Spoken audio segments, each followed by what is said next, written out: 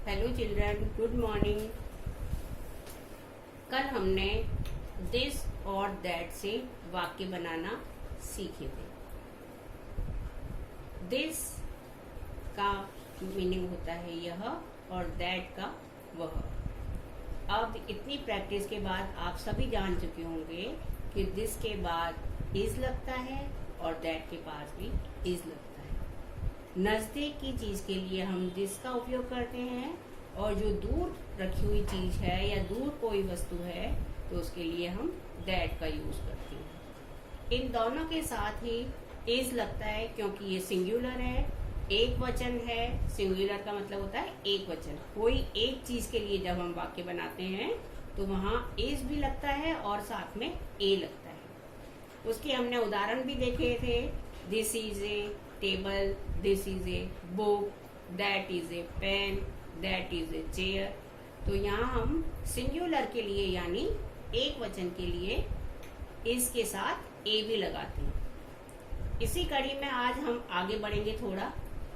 एक वचन दिस है, लेकिन यदि एक से अधिक चीजें हो, एक से अधिक वस्तु हो, तो हम नजदीक की वस्तु के लिए दीज बोलेंगे और दूर की वस्तु के लिए दोज बोलेंगे। इसका उच्चारण है दीज।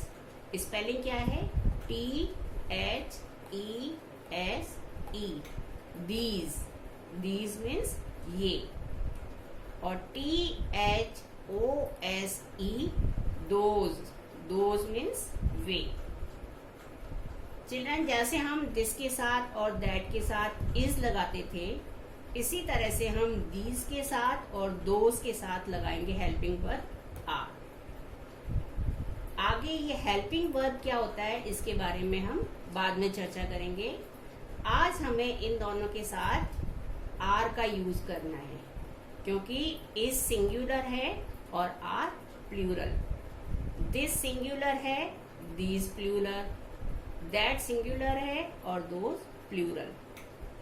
और इसी तरह से इज सिंगुलर है और आर प्लूरल। प्लूरल यानी एक से अधिक वस्तु।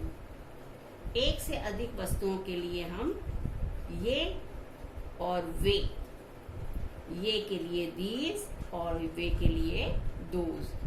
वे बच्चे हैं या वे थैले हैं, वे किताबें हैं, ये कुर्सियां हैं। तो उन चीजों के लिए हम एस लगाते हैं उनके पीछे। जैसे एक एप्पल होगा तो हम एप्पल लिखेंगे, लेकिन एक से अधिक होंगे एप्पल तो हम लिखेंगे एप्पल्स।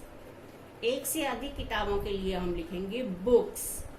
एक से अधिक मेज के लिए हम लिखेंगे टेबल्स। एक से अधिक पेन के लिए हम लिखेंगे पेन्स। अब हमें वाक्य बनाने हैं। जैसे एप्पल के लिए बनाना है, ये सेब हैं। These are apples. ये बुक्स हैं। These are books.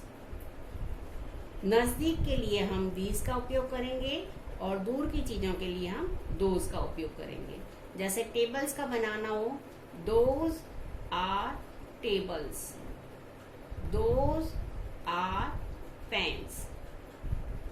वे मेज हैं, वे पेन हैं। तो जो आपने सेंटेंस बनाए थे दिस वाले, उन्हीं सेंटेंस को आपको बहुवचन में लिखना है यानी प्लूरल में लिखना है। दिस की जगह आ जाएगा दीज, इसकी जगह आ जाएगा आर। अब इन सेंटेंस में हम ए नहीं लिखेंगे। क्यों? क्योंकि हम एक से अधिक वस्तुओं के बारे में लिख रहे हैं। एक एप्पल नहीं है, एक से अधिक एप्पल है। एक किताब नहीं है, एक से अधिक किताबें हैं। एक टेबल नहीं है, एक से अधिक टेबल हैं। एक पेन नहीं है, एक से अधिक पेन है। यानी ये सब प्लूरल हैं, तो हम प्लूरल वाला वाक्य बनाएंगे दीज का और दोज का। अंडरस्टूड बच्चों? अब देखो हम सेंटेंस देखते हैं। These are apples. नजदीकी वस्तुओं के लिए दीज का यूज करते हैं, तो ये सेंटेंस बनेगा दीज आर एप्पल्स। यहाँ हमने ए नहीं लगाया है, जैसे मैंने आपको बताया कि ये बहुवचन के वाक्य हैं। बहुवचन को इंग्लिश में प्लूरल कहते हैं, तो इसको लिखेंगे these are apples, these are bags. ये नजदीकी वस्तुओं के लिए दीज का यूज करते हैं हम। अब दूर की वस्तुओं के लिए दोज का, तो those are pens, those are tables. Meaning मैंने आपको बता दिया, दीज का मीनिंग होता है ये और दोज का मीनिंग वे, या एक वचन में वो होता है, वह होता है, और बहुवचन में वे होता है। दिस का मतलब होता है यह, और दीज का मतलब होता है ये। दिस और दैट के साथ इज लगता है, और दिस और दोज के साथ आर लगता है।